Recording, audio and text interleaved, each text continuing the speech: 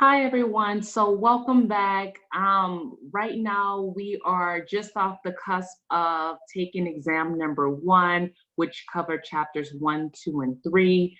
So, I want to just personally take the time out to thank you so very much for powering through the homeworks, and also the exam.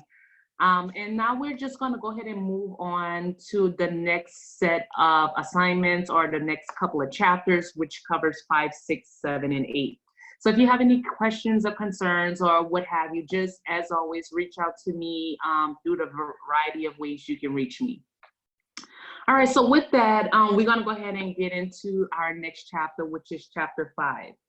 And I like to start off this chapters talking primarily about this beautiful specimen, or this beautiful car, which is the 2020 Tesla Roadster, right? So the retail price of the Tesla Roadster is currently $200,000.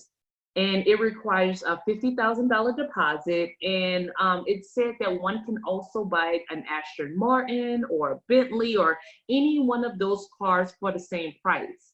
So as you can tell here, Tesla is definitely are trying to put their foot in the market and trying to kind of secure their space among the premium luxury automobiles.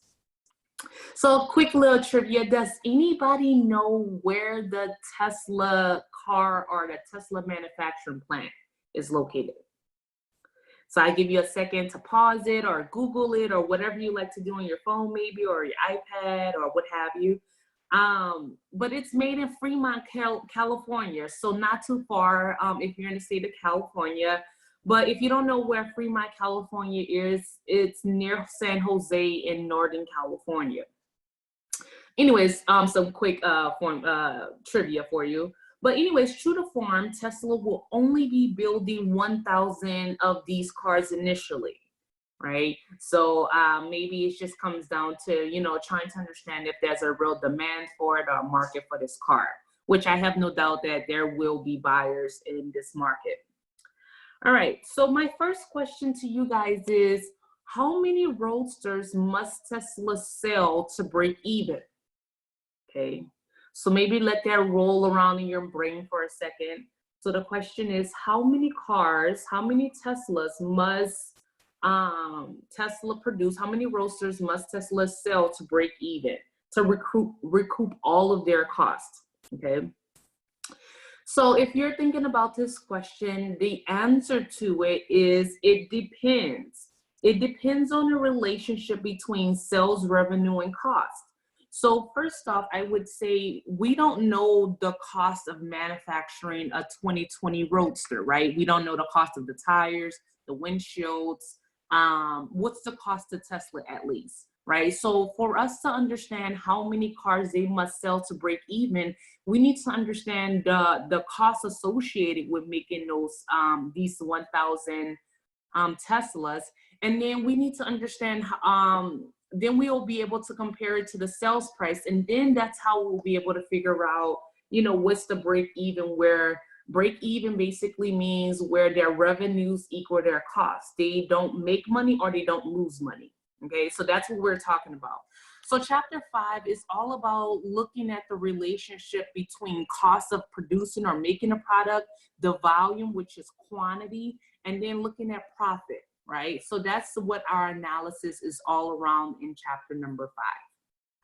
Okay, so now we're going to dive into cost behavior. So we need to be able to understand how cost behaves so we can kind of predict and understand when we talk about different, break even and target profit, which we'll get into in the latter part of this chapter, right? So let's dive into what is cost behavior. So cost behavior is a manner in which a cost changes as a related activity changes. Okay, so understanding behavior depends on a variety of factors. So one is the activity that costs to change, which that is activity basis or an activity driver.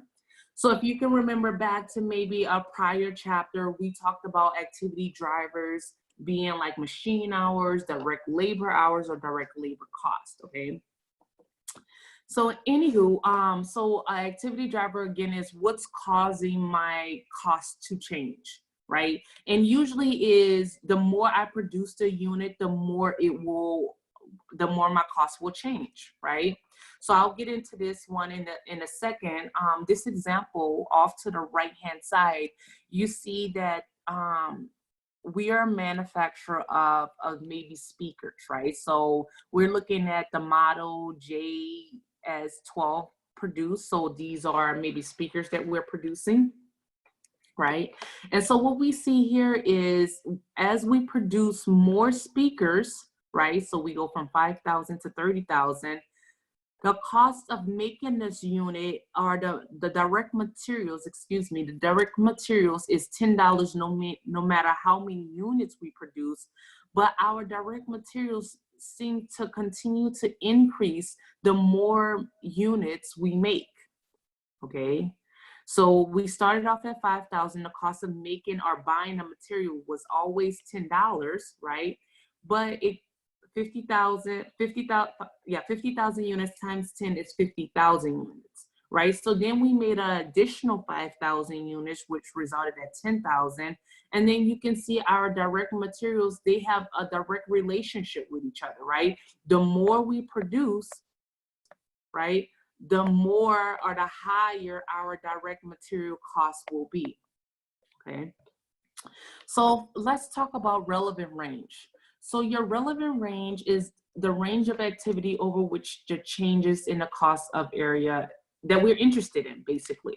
So for us, maybe I want to study the cost of maybe making between 5,000 to 30,000 units. So for me, my relevant range or what I'm most interested in learning when it comes to cost is between 5,000 to 30,000 units. That is the range of activity that and the cost that I'm most interested in, okay? So hopefully that makes sense to you. So relevant range. And so then when we're looking at cost behavior can be classified, or cost can be classified into 3 different categories: variable cost, fixed cost, and mixed cost, okay? So this is where we're going next. We're gonna look at how each of these costs behave, okay? So we're gonna look at it from the perspective of the number of units we have, the cost per unit, and then we're going to look at it from, then we're going to look at it from a total cost perspective, okay? So when we're looking at cost behavior, we're looking at the number of units we're making, the cost per unit, and then we're also looking at the total cost, okay? So that's how we're going to assess how our cost behaves when it comes to variable, fixed, or mixed. Okay, so with that, I'm going to stop this video and then we're going to pick up with variable cost.